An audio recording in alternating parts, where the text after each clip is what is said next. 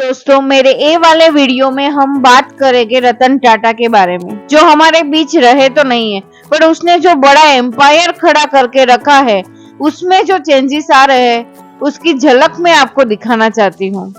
जी हाँ दोस्तों, टीसीएस बनी दुनिया की दूसरी सबसे बड़ी आईटी सेवा कंपनी। इतना ही नहीं, एक कंपनी ने $1 बिलियन का ब्रांड मूल्यांकन हासिल भी कर लिया है, जिससे ये साबित होता है कि ये आईटी कंपनी वैश्विक नेता के रूप में उसकी स्थिति मजबूत बनाएगी। साथ में टीसीएस ने प्रमुख नेतृत्व की भी घोषणा की, जिसमें आरती सुब्रमण्य को अध्यक्ष और सीओओ के रूप में नियुक्त किया गया है। जी हाँ दोस्तों, चौंकाने वाली बात तो यही है कि फर्स्ट ऐसी महिला है जो कोई आईटी कंपनी को हैंडल कर रही है।